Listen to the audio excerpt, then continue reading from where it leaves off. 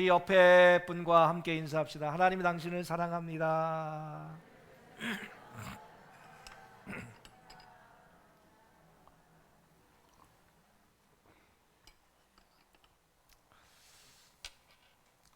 자기 자식 귀한 것이야.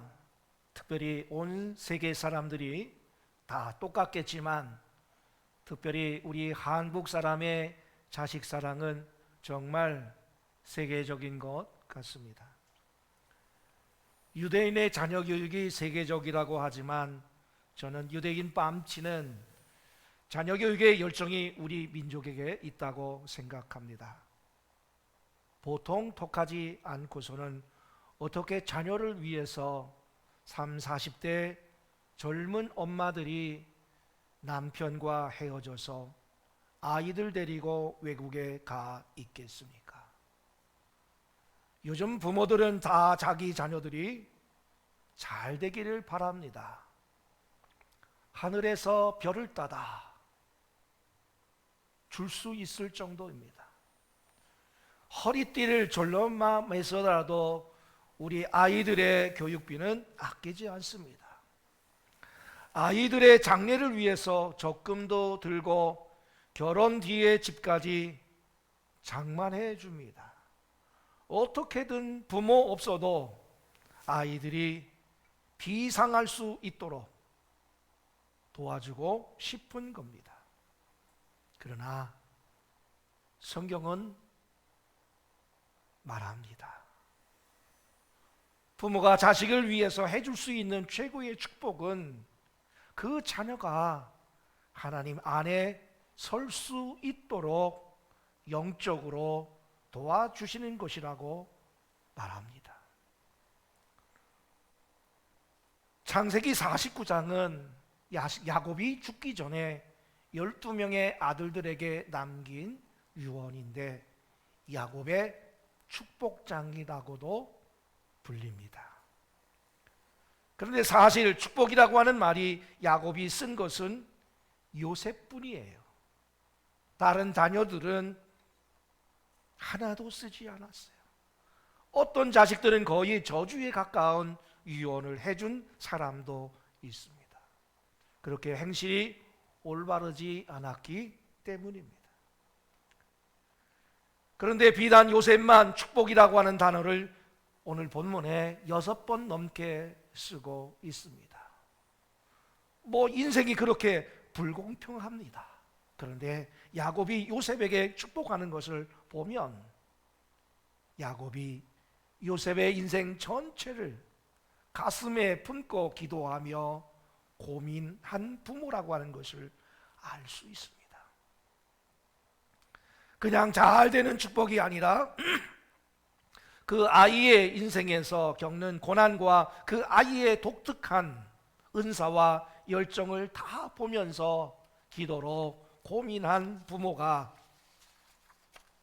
주는 그러한 축복입니다. 저는 여러분이 애매한 하나님의 축복 기도를 자녀에게 해주는 것이 아니라 정말 이 자녀에게만 해주는 하나님의 특별한 코스를 보고 고민한 부모의 영적인 땀이 고민이 여러분의 축복에 녹아 있기를 바라는 것입니다.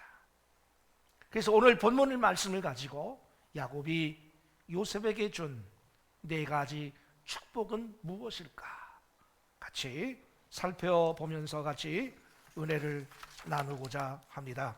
첫 번째에는 22절에 나오는 말씀인데요. 예수님 안에 거하는 삶이었어요.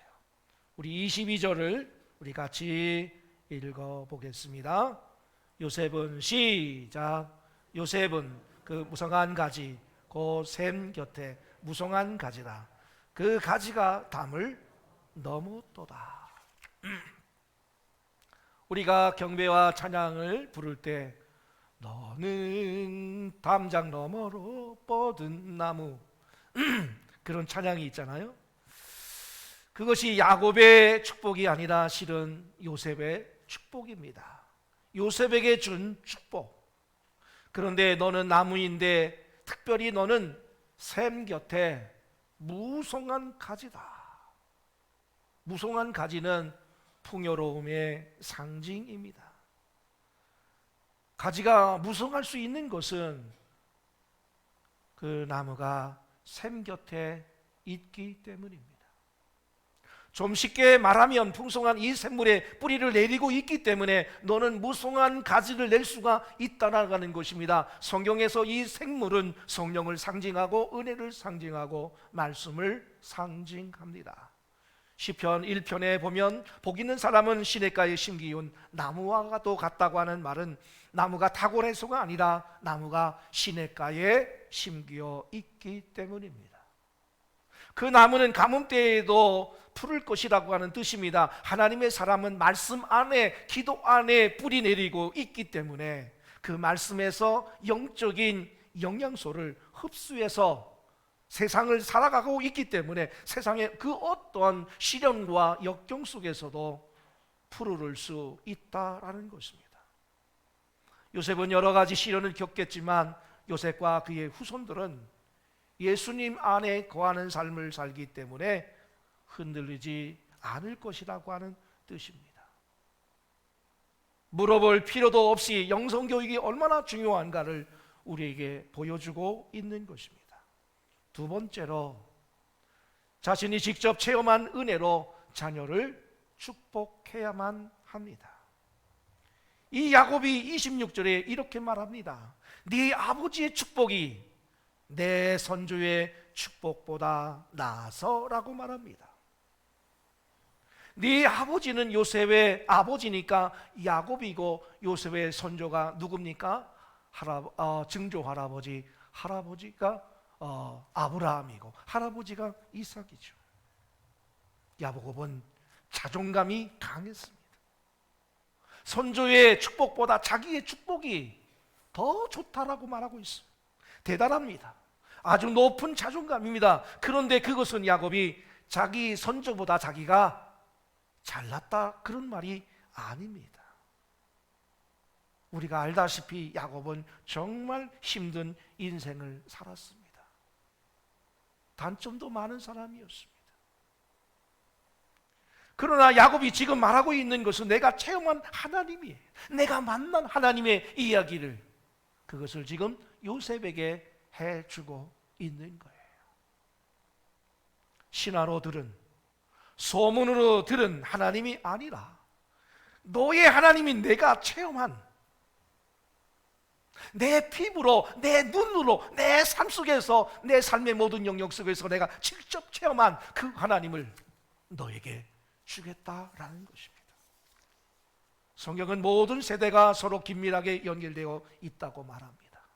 우리가 잘나서 복받는 것 같지만 실은 우리 믿음의 조상들의 기도의 씨앗, 헌신의 씨앗을 거두고 있는 경우가 많고, 우리가 또 열심히 살면 그 믿음의 축복이 우리 후손에게까지 또 가는 경우가 많이 있다고 성경은 분명히 말합니다. 신명기 5장 9절로 10절의 말씀을 함께 보겠습니다. 그것들에게, 시작, 그것들에게 절하지 말며 그것들을 섬기지 말라. 나 네 하나님 여호와는 질투하는 하나님인즉 나를 미워하는 자의 죄를 갚되 아버지로부터 아들에게로 3, 4대까지 이르게 하거니와 나를 사랑하고 내 계명을 지키는 자에게는 천대까지 은혜를 베푸느니라. 어떤 분이 이런 말씀 읽으면 앞부분을 빼고 삐치는 사람이 있어요. 어떻게 하나님께서 미워하는 자의 죄를 3, 4대까지, 하나님 정말 뒤끝이 장난이 아니네요. 그런데 그것을 보지 말고 그 뒤를 보면 벌은 3, 4대인데 축복은 천대까지 가는 겁니다. 세 번째로 야곱이 요셉에게 준 축복은, 요셉의 인생은 예수님이 지키시는 삶이었습니다. 23절 우리 같이 보겠습니다. 시작. 활 쏘는 자가 그를 학대하며 적개심을 가지고 그를 쏘았으나. 요셉의 인생이 쉽지 않았습니다. 고난이 많았습니다. 요셉한테 적개심을 가지고 활을 쏜 사람들이 많았습니다. 그 중에 가장 믿었던 형들이 요셉을 왕따시키고 테러하고 그리고 인신매매까지 시켜버렸습니다. 사랑하는 여러분, 저는 그래서 지금 우리 아이들이 우리나라 곳곳에서 일진들의 학교 폭력을 당하고 왕따를 당하는 모습을 보면서 거룩한 분노를 느꼈습니다. 사랑하는 여러분, 우리 아이들이 이렇게 폭력과 테러의 대상이 되어 당하지 않게 하도록 여러분은 강한 용사로 일어나서 기도합시다. 더 이상 이 아이들이 어둠의 세력에 의해서 무너지지 않도록 여러분의 기도로 아이들을 지켜야 합니다. 이 아이들을 폭력으로부터 지켜줄 뿐만 아니라 음란의 공격으로부터도 지켜줘야만 합니다.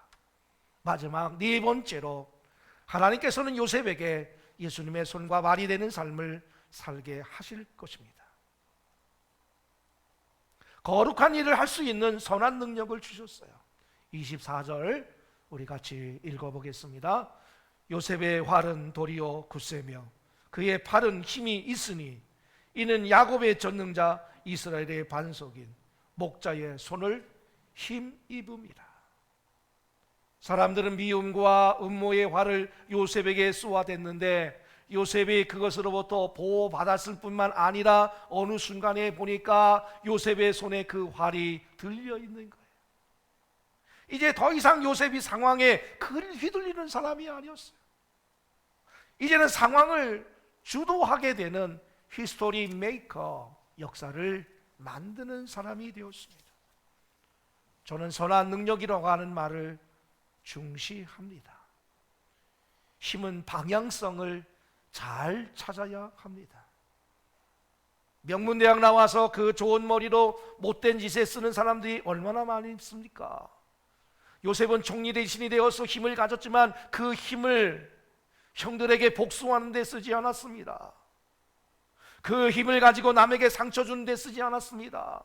요셉은 형들을 복수하는 일은 작은 일이었어요. 부모의 한을 풀기 위해서 자식을 성공시키려고 하지 마세요. 그것은 아주 작은 일입니다. 요셉의 활은 복수의 활이 아니라 용서의 활이 되었습니다. 비전의 활이 되었습니다. 남을 축복하는 그런 활이 되었습니다. 하나님은 요셉을 원수갑게 하려고 야곱 가문을 일으키고, 그리고 그 야곱 가문을 일으켜서 총리 대신 시킨 것이 아니라 요셉을 통해서 이집트에 죽어가고 있는 경제를 살려서 대기근으로부터 이집트를 살리고 이집트를 통해서 수많은 열방의 제국들을 살려주기 위한 거대한 하나님의 꿈이 요셉에게 있었던 것입니다. 월드뱅크라고 하는 세계은행의 총재라고 하는 거기에 한국계 김영 박사가 총재가 되었습니다. 미국 최초의 동양인 아이비리그 총장으로도 유명한 사람인데, 우리는 아이비리그 최초의 한국계 총장, 월드뱅크 총재, 이것만 보지만 사실 김영 박사의 인생 모티브는 그것이 아니었습니다. 이 사람은 젊은 나이부터 제3세기의 불쌍한 에이즈 환자로 죽어가는 환자들을, 그 질병을 퇴치하는 연구를 위해서 헌신한 사람이었어요. 평생. 그것을 하다 보니까 어느 날 아이비리그 총장도 되어 있고 월드뱅크 총재로도 추천을 받은 거예요. 이렇게 되어야 됩니다. 선한 능력으로 하나님의 마음을 품고 사람을 섬기기 위해서 헌신한다면 어느 순간에 내가 구하지 않은 다른 모든 것이 아이비리그 총장도 되고 그리고 월드뱅크 총재도 되어 있는 것이에요. 그런 수순으로 여러분의 자녀를 키우시기를 바랍니다. 저는 어린이 주일을 맞아서 우리가 시야를 좀 넓게 했으면 좋겠습니다. 우리 아이들이 하나님을 믿고 축복받고 잘 되는 것 이상으로 중요한 것은 열방의 아이들같이 축복을 받는 것입니다. 많은 것을 도시의 아이들이 누리고 있습니다. 그러나 우리 아이들은 상상도 못하는 어려움 속에 있는, 우리 주변에 있는 열방의 자식들이 얼마나 많은지 모릅니다. 그런데 우리는 그들을 돕는 것을 국제적인 구호단체나 부자들만 하는 것으로 생각하는데 그렇지 않습니다. 예수님이 부자의 돈으로 5천 명을 먹인 것이 아니라 한 소년의 도시락 5병이어를 가지고 5천 명을 먹이셨어요. 그리고 여러분, 예수님의 축복의 통로가 되면서 그 사람이 축복을 받은 것입니다. 힘 있는 자가 남을 돕는 것이 아니라 하나님의 꿈을, 하나님의 비전을, 하나님의 은혜를 체험한 사람이 어려운 사람을, 약한 자를 돕는 것입니다. 사랑하는 봉평감리교회 성도 여러분, 열방의 아이들을 품고 우리 아이들과 같이 키웁시다. 우리의 가슴의 품으로 품읍시다. 예레미야 애가 2장 19절 말씀을 읽고 오늘 설교를 마치겠습니다. 초저녁에 시작. 초저녁에 일어나 부르짖을지어다. 네 마음을 주의 얼굴 앞에 물쏘듯 할지어다. 갓길 어귀에서 주려 기진한 네 어린 자녀들의 생명을 위하여 주를 향하여 손을 들지어다 하였도다. 아멘. 기도하겠습니다.